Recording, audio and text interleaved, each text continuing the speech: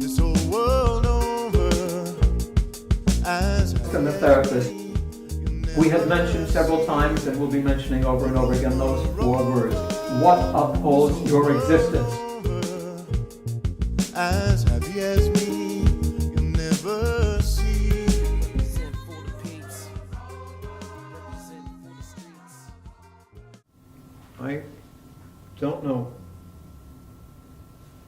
if you have any field of knowledge in some area where you feel and think and believe that you really know a hell of a lot. You might think about that. Is there some topic or subject or interest, something that you have devoted your life pretty much to, and where you could stand in front of a group of people and express what you feel and what you think and what you believe, and stand behind it no matter what. I have a few things that I can stand behind 1,000% without any hesitation. When it comes to this topic of depression, it's certainly one of them. I didn't start out to study depression or to learn about it or become involved with it. It came at me, so to speak, first with a dear friend of mine, my closest childhood friend, named Eddie Cohn. Eddie was a brilliant young person, one of the most imaginative souls I've ever come across in my life. He was the most outgoing, personable, kind individual, always there for people, and he had this facility with people of just getting them to open up. You'd feel as if you were the center of attention with Eddie, and that nothing else mattered. And when he was only 11 and 12, he started dating, which is in and of itself unusual. Going back over the years, most young people didn't start dating until they got to be 16 or 17 or 18. But Eddie was dating when he was 11 or 12. It was easy because everyone was so attracted to him. And at the age of 14, he entered high school. And immediately, teachers began to be a little leery of Eddie because of his outgoing personality and his imagination. He would come up with ideas and thoughts that would be a little too difficult for most teachers to place in their minds. But for Eddie, this was natural. I mean, he could talk about the most outlandish idea as if it was happening here and now, as if it was the most natural thing in the world. And you'd sit and listen, and if you paid attention to him and asked questions, you'd look at it and suddenly realize, this makes a lot of sense. It's a great idea. For instance, he came up with an idea for youth hostels. Now at the time, this was 1950, there were no youth hostels. It was simply a concept that Eddie came up with from the time he was in the Boy Scouts. He envisioned a place where people could come from anywhere in the world and find a place to stay, meet some people, get settled. It was like the great big Boy Scout camp for everyone wherever they might travel. And he wrote this up as an actual business plan that could be started as an adjunct to various high schools in Brooklyn. And the teachers just looked at it as if it was, what are you talking about, a business plan for some program of this size? And so they kind of put it down very quickly. I remember several years later, when Eddie was 16, he sat with me in his home and he took out a lot of drawings he had made about helicopter ports on top of skyscrapers in New York City. Well, there were no such things. That was all Buck Rogers futuristic stuff in that you saw in the comic books. But Eddie had drawn up these things, including these huge cargo helicopters on top of buildings in New York City. And his parents kind of looked at him as if he was a little weird or something. This is really too far out for them or for most people. And then a tragic thing began to happen in Eddie's life. He was never tall, but as the rest of us continued to get into our teens and grow to whatever height we were going to be, 5'8", 5'9", 5'10", Eddie stayed right where he was, which was short. And it had a deep effect on his life because, for one thing, the young ladies, the girls, were no longer interested in this rather short person. And then he got to the point where we were about to graduate from high school, and Eddie became very unsure of himself about what he was going to do, and part of it was because of his family life. His father had been a furrier, and the fur business, not only in New York but in America, suddenly, almost overnight, collapsed. I mean, it started in Europe with all the talk about not killing animals for fur coats and things like that. And it had an extremely drastic effect on these people who had known nothing else in their life but being furriers. And his father was one of them. And Harry Cohn, I remember seeing Harry coming off a subway one day, and he had never smoked, but he was now smoking, and the poor man was just beside himself. He didn't know what to do. He was 65, 66, and suddenly his livelihood was gone, his business was gone. So that had an effect on Eddie as well. And to make a very long story very short, or much shorter, Eddie began to sink in his own fashion, and began to be so desperately in need of help and attention that his own friends, people, started shunning him, backing away from him.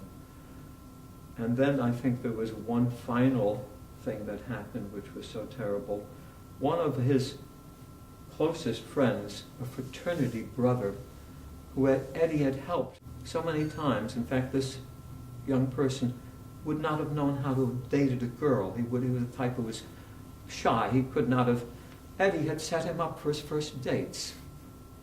And this guy got married and didn't invite Eddie to the wedding. And I think that was the kind of the final thing that just hurt Eddie so badly. I was overseas at the time. I had enlisted in the Air Force, and I was ordered back home because my mother shattered her ankle in an accident. So I was sent home on emergency leave. And when I got home and I sat with my mother, she looked at me and said, "Have you heard about Eddie?" And I said, "No, why? What's happened?" And she explained that Eddie had been committed to Kings County Psychiatric Ward in Brooklyn. And I visited him late that afternoon, and I was absolutely shocked by what I saw. This brilliant personality, this wonderfully imaginative human being with so many gifts, so many talents, was a shell of himself. He was unable to speak clearly. He was hesitant about everything. He was so heavily drugged he didn't know what time of day it was. And I couldn't believe that anyone could have done this to Eddie, that they could have placed him in this situation and drugged him this way. Again, I didn't come at this with any prior knowledge or understanding of depression or medications. I had no bag that I was in, so to speak, out against anything. All I know is what I was seeing right before my eyes in this psychiatric ward. And there were hundreds of people like this. I just walked through these wards and looked at these people, all suffering from some form of illness that I didn't understand, and all of them obviously heavily drugged. And I walked out of there a different human being. I would never be the same again. Some years later, I met a beautiful young actress who had been diagnosed as manic depressive as a young child, and who had been put on medications and also given electric shock treatments at the age of 11. I fell madly in love with this young lady, a wonderful actress. She was addicted to amphetamines and many other drugs, and was suffering from a lot of serious emotional problems. And I visited her psychiatrist with her, and I sat there, and I knew nothing about psychiatry at the time any more than I knew very much about depression, other than what I had discovered at Kings County Psychiatric Ward. And I couldn't understand what this man was doing with my wife.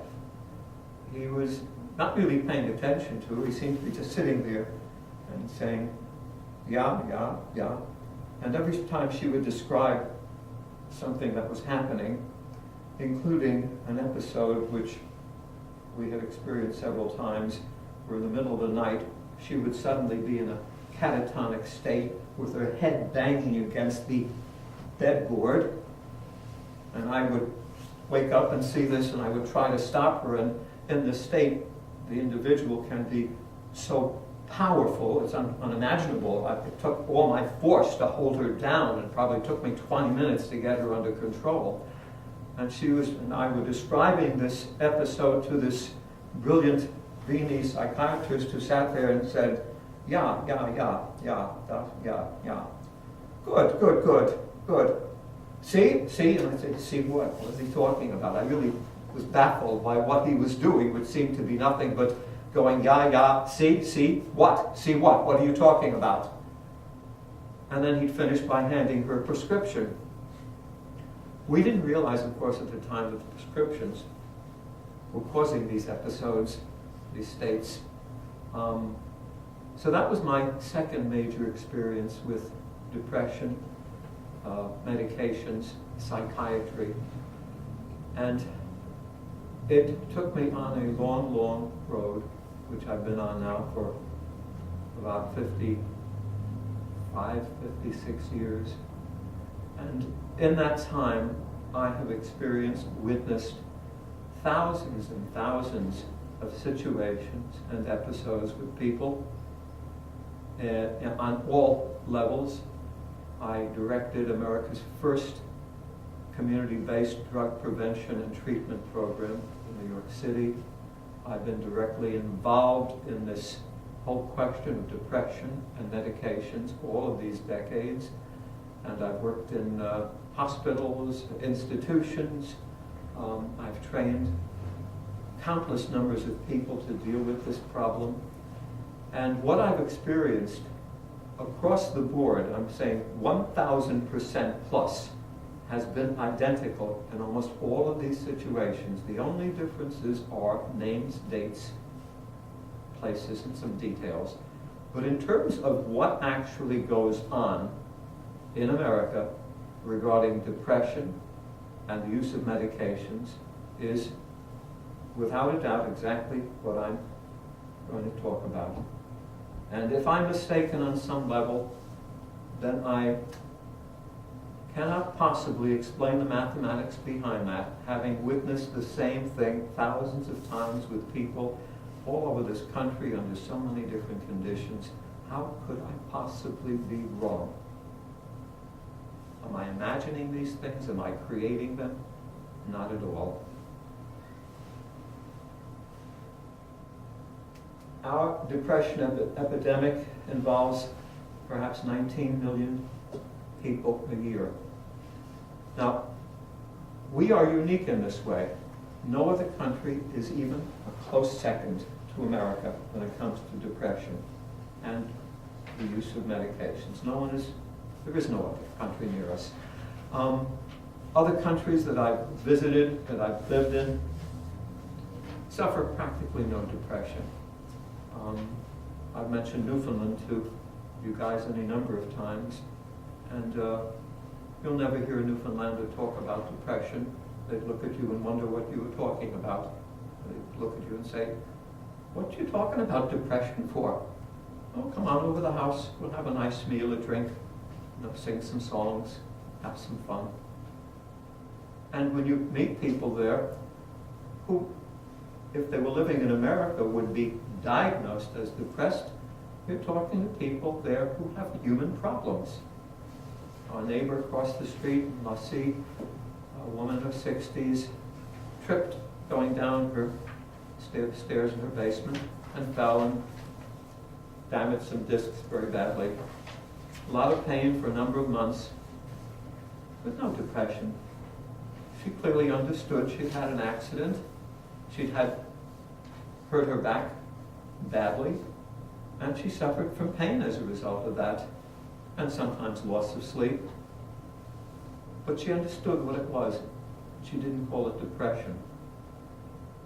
Similarly, I visited Cuba 4 or 5 years ago and met, I would say in my week stay, I met perhaps 60 or 70 people who I actually had an interaction with, and then I walked and met many other people and partied with other people and talked with other people, and also witnessed just the ordinary interactions between human beings. I mean, if you walk down a street and someone's coming in, come on in. If you walk down a street, even a street here, and you just watch faces, you look at people's faces, you'll be able to pick up certain things on their faces, won't you? General moods, how they're feeling, are they,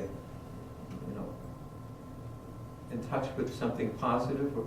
Or, when I walk down streets here or in Queen Anne or anywhere, and I watch people's faces, I see their moods. And you see so many downcast moods, so many people who are just not in a good space in life.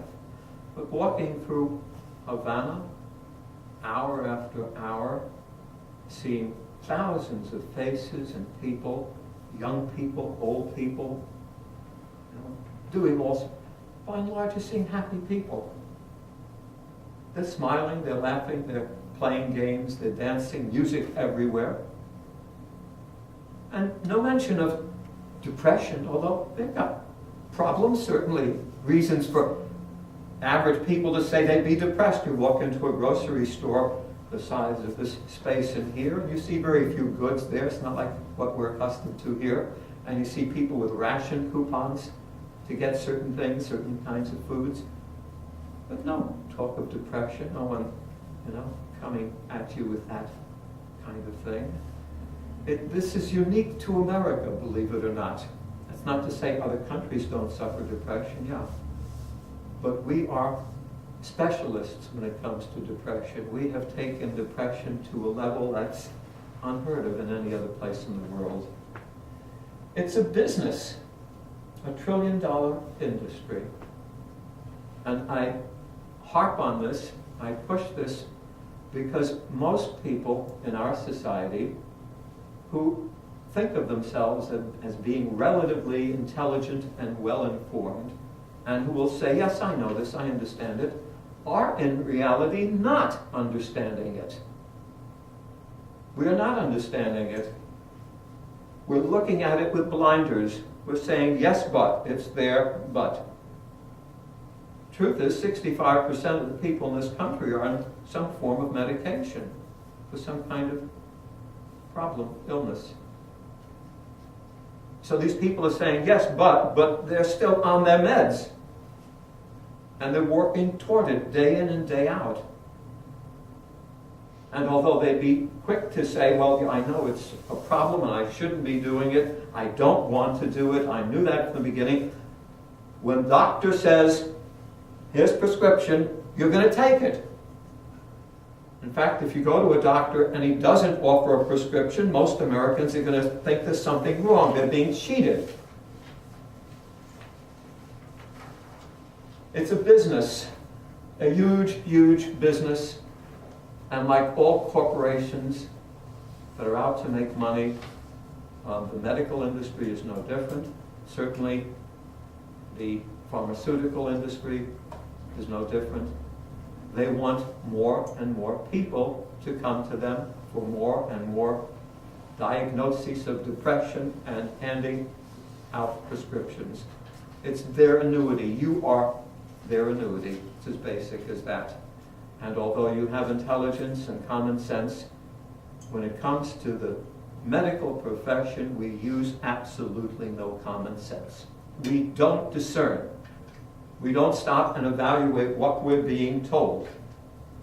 Simply because this person, bless you, who has that MD beside his name, has a certain level of prestige which must be respected and which is rarely questioned.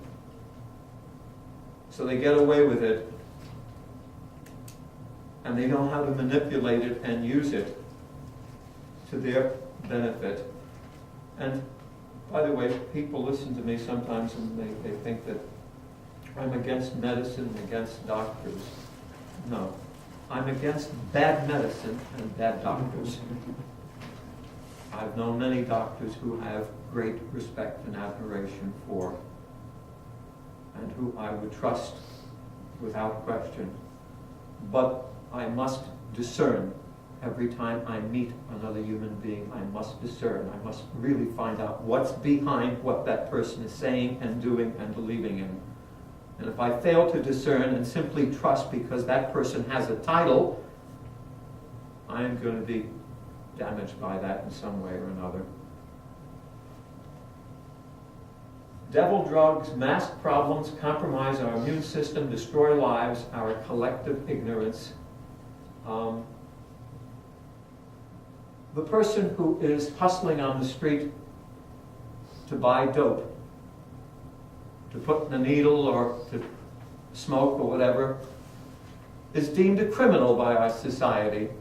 He's a junkie, labeled a junkie. He uses what he calls junk. Well, the people who do it with the legal prescriptions are also using junk. And they are also junkies. The only difference is one junkie is legal, the other is illegal. The millions of people who use the legal junk, though it's going to damage their lives badly and or lead to premature death, are not going to end up in prison for it. Whereas the guy who uses the illegal stuff may very well end up in prison. In fact, over half of the 2 million people lying up in prison in America are there for drug offenses or drug sales. So this is a strange standard. It's illegal for someone to use dope on his own, to stick a needle in his arm because he doesn't know any better, or simply because he wants to get off, he wants to get high, which is why people do it. They want to be high. It's not as if they're suffering humanity and, no, they're getting off on the stuff. They're jerks, basically. But why should these people be labeled criminals and the others using the stuff legally be okay? Why should that guy end up in a prison cell and the pharmaceutical people who are responsible for more deaths than all of these dope peddlers in the world put together, they go scot-free? You don't see them in prison. Strange double standard we live by and accept. We walk around with it as if it's normal, it's okay. I just wanted to add to that. I mean, there's people who are going around to different doctors, and getting prescriptions and selling them. Okay. Yeah. It's a business. Yeah, that's a business in and of itself. Yeah. There are many doctors, whose primary business is not caring for people medically, but whose primary business is actually selling prescriptions to people for thousands of dollars. It's a huge business. Doctors write prescriptions indiscriminately. Remember Elvis, Marilyn, Judy, Keith, Michael, Whitney, and millions more? These doctors are the ones who should really be in prison, but they're not. They just write prescriptions because it's easy to do, doesn't take any work. They don't have to really treat someone. They don't even have to think about them. Just listen for a few minutes and, okay, fine, here you go. Quick business. Psychiatrists sell the public on meds and non-existent psychotherapy. They are shills for the drug industry. Psychiatrists are the worst offenders, the very worst offenders in America. They're killers, basically, and they get away with murder. The stories that I could tell you would, you'd be shocked by them. I'll just use one that is well-known, famous, documented. An actress, Frances Farmer. Back in the 30s and 40s, she was quite famous as both a Broadway actress, regarded as one of the most talented actresses in America, and who became a well-known movie star as well. Had her problems, and unfortunately went to a psychiatrist, and that was the beginning of the tragedy. And to make a real long story short, at the very end, her psychiatrist had her committed. She thought she'd been told she was going in just to be tested and evaluated for a few things. He had her committed to a psychiatric ward where she was drugged, where she was tied down repeatedly to a table and raped by inmates there, by dozens of men, over and over again. All the while, her psychiatrist knew what was going on and did nothing. She committed suicide a short time thereafter. There are thousands of cases like this that are totally documented. These people did the same thing to Judy Garland.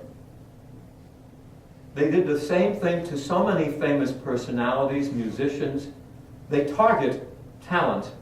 Psychiatrists love to get involved with talented people. They like to hang out in Hollywood night spots and meet talented, famous people.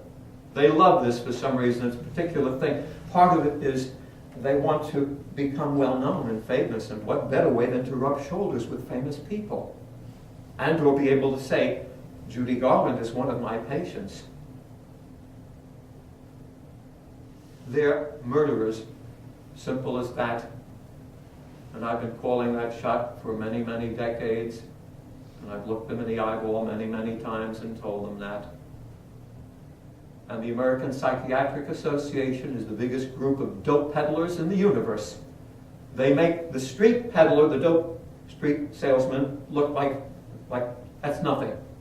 The great big candy store of drugs is in the prescriptions handed out by the psychiatrist. And they have a huge lobby behind them. They have huge prestige built up. And it's been unchallenged for so long that the public simply accepts it. And some of these guys come on television, on programs, they're interviewed, and they've got the suits and ties on, and they give a talk, and they seem very intelligent and well-mannered, and seem to be presenting things in a pretty logical way. But that's their image, that's what they're presenting to the general public. What they really do is peddle dope, legally. They don't know how to practice psychotherapy. They haven't done it for God knows how many decades. And they discovered a long time ago that they didn't need to. It was so simple to listen for a few minutes and write out a prescription and say, you are depressed, you're severely depressed, you're clinically depressed, you're bipolar, you're this, that, or the other thing. No work, no treatment, no therapy. The thought of it only, and what these people do on television constantly, every one of them, including the most famous, the most popular of these people, say exactly the same thing when asked about how people should treat their problems. Combination of psychotherapy and medication. They always say that, combination of the two, which comes across to the public as being pretty reasonable. Only problem, it's a lie. There is no psychotherapy involved when you're using medications, and they know it. They're not practicing psychotherapy. They're sitting there listening, like that psychiatrist of my first wife's, yeah. But what's in their minds is, I'm going to listen to you for as long as I'm supposed to, And then at the proper time, I'm going to nod and take out my prescription pad and get you on your way. That's what's going on in their minds. That's what they're going to do. And they're killing human beings doing this. We only hear about the famous people. The Elvis Presleys, the Judy Garlands, the Michael Jacksons.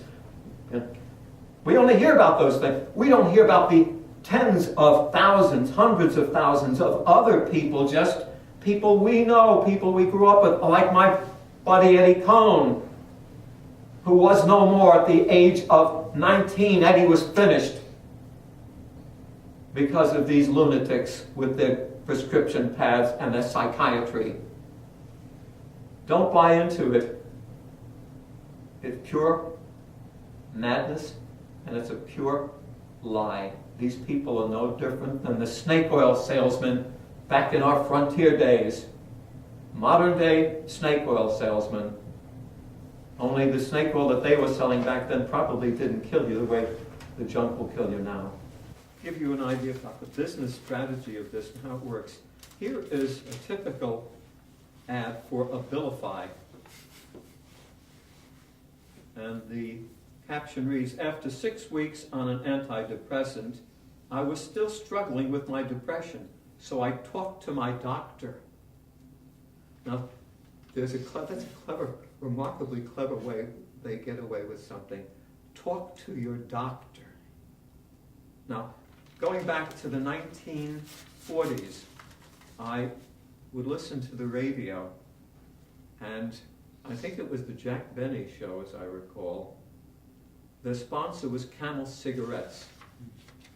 And this was in the 1940s, throughout the Second World War, from 40 through 45. And what the commercial was about was over 245,363 doctors who were interviewed choose Camel cigarettes as their favorite smoke. That was the gist of the commercial. It might have been 222,000, it was 200 and some odd thousand doctors were interviewed, and most of them chose Camels as their cigarettes. Now, I would listen to this as a child. It was just a commercial like all the others. Campbell's Soup was a commercial. Alka-Seltzer was a commercial. It was just another commercial. It made no difference to me. And years later, I started questioning, what were the doctors thinking in America? Did the doctors ever challenge that and say, no? For God's sakes, no. The truth is they didn't ever. The doctors never questioned smoking, always knowing that smoking was killing their patients, including my father. But the doctors never questioned these things. It was okay to accept the fact that your doctor was a smoker and was an advocate for smoking. They do the same thing with medications. All the medications, if you watch the commercials that you were talking about, most of them end up with, ask your doctor. Right. The medical profession in all of this time has never turned against this and said, no, don't do it. They go along with it. Why? Because they're part of the entire scheme. Unfortunately, I know a lot of lovely doctors. They're wonderful people as human beings. But they're also going along with this scheme. And the media, the magazines and the newspapers that publish this stuff, do so because they're earning a lot of advertising dollars that they can't find anywhere else today. The advertising buck has dried up because of online things. Craigslist has made it almost impossible, unnecessary to advertise. Why go to Yellow Pages? Why pay $600-700 a year when you can do it every day free? So these people are hard up for businesses with deep pockets. Who has it? These people have it, the drug companies. And also because they have the deep pockets and they can pay and keep newspapers afloat, Abilify 100 times a year, full-page advertisements, that's a lot of dough for these people. They need it badly. What do they do for it besides ignoring the basic problem with human beings being killed as a result of it? They also refuse to talk about the opposition. These people will not critique my book, any of my books. I've held conversations with them. I've had some of them were very honest and told me, we can't, sorry. So they've got it locked in place. By the way, of course, if you read through this advert, you wouldn't believe what it contains. The whole back page is all about side effects, potential suicide, and the rest. Hey folks, what are you reading? What are you doing? Wake up! And every week they come out with another game plan. Recent one, depression may be caused by allergy to stress. What? Read it. Depression may be caused by allergy to stress. Now, you know how they're doing these studies, by the way? You know what the studies are about? Mice. The mice are being studied, are being drugged, are being affected, and then they manipulate these studies, and they come out with a new pill as a result of that, which is accepted by the Federal Drug Administration, and you end up buying this junk, this deadly junk. So now you're depressed, you're allergic, and you're stressed. Yeah, oh, right. Like there's like 3 diagnoses. Oh yeah, they're quite brilliant at this stuff. These people are the greatest salesmen around. They're advertising. They have the best advertising people money can buy. The FDA does not protect the public. They're part of the brotherhood of conspirators, untouchables. The media, advertising, dollars, boss, more conspirators. Depression mongers, misery loves company, friends, family, and society join with Big Pharma and ignore common sense. They totally ignore it. If someone in a family suffers from some traumatic event, family members will almost automatically say, visit a doctor, get some help, get some antidepressants. The norm, misery loves company.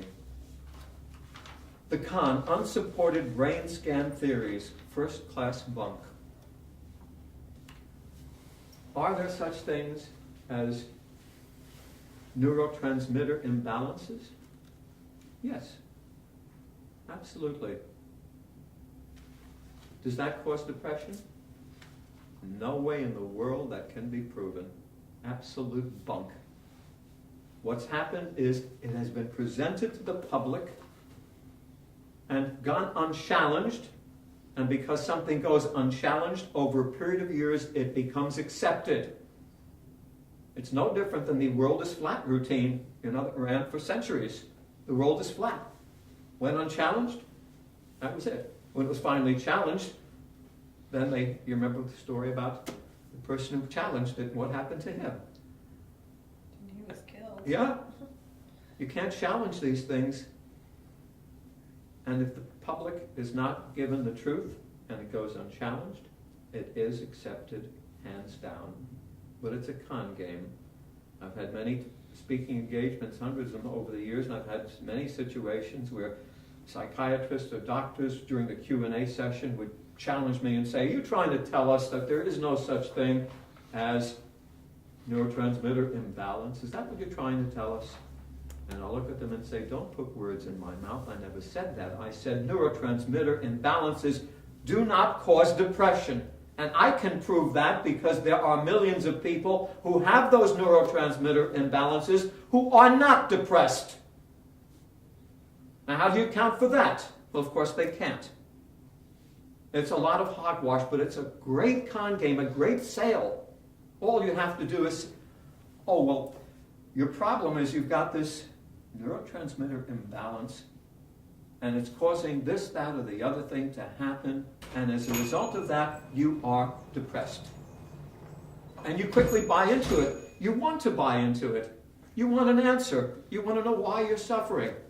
So if a person tells you, hello, Barbara, that you're suffering because of this, it's an answer. And it becomes a great way of just accepting, now I don't have to do anything. I've got the answer. I've got this imbalance here, and I've got the pill that's going to rebalance things and solve my problems. A lot of bunk. Diagnosing depression, bipolar, mental illness is pure fiction.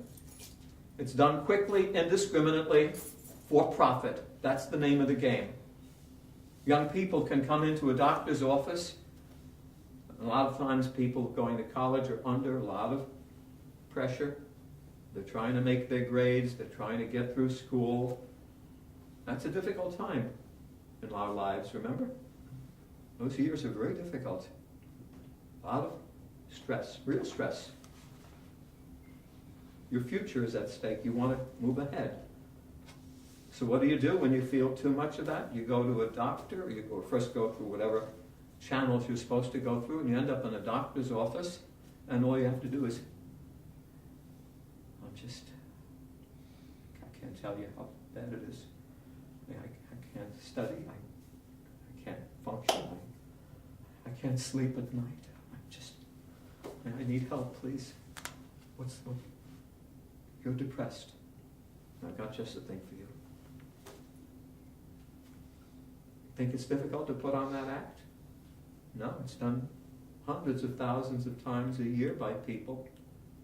And they quickly handed the prescription, quickly diagnosed. Con game.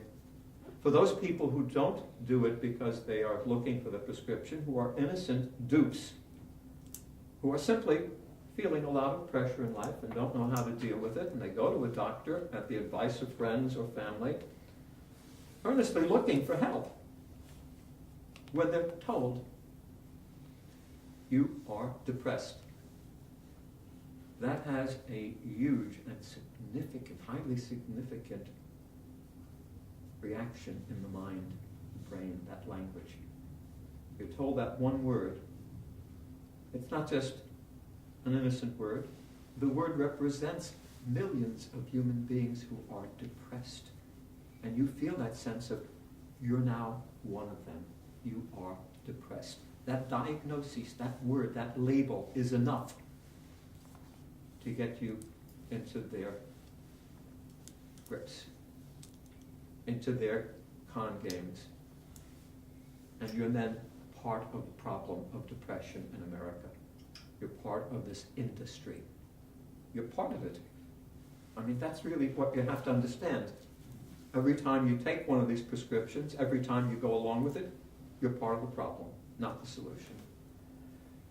Psychological tests, depression screening, gobbledygook.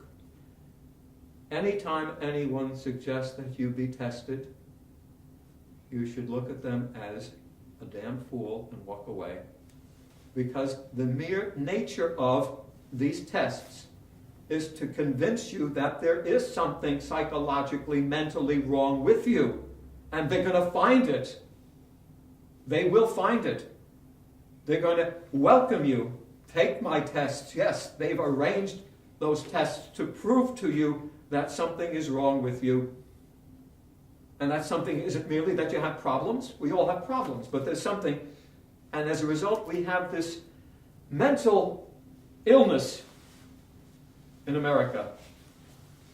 My dear friend Eddie Cohn was not a depressed human being. He was a human being who needed some attention, some help, some guidance, some friendship, some care, some concern. He was not a depressed human being until they labeled him and put him on the drugs, and then he became really depressed. When I saw Eddie 4 months after he left that hospital, it was like a ghost walking around. A live ghost walking along on the street. From God's on board, each day I dine. From the Bering Straits to Palestine, this spring, this brook will ring the bell. No need of wealth, you're in God's hotel. Over, this whole world over. Happy as me, you'll never see. Represent for the world. This whole world over. Happy as me, you'll never see. One should know though was Christ's motto, so do the same. Let heaven flow. No pills, no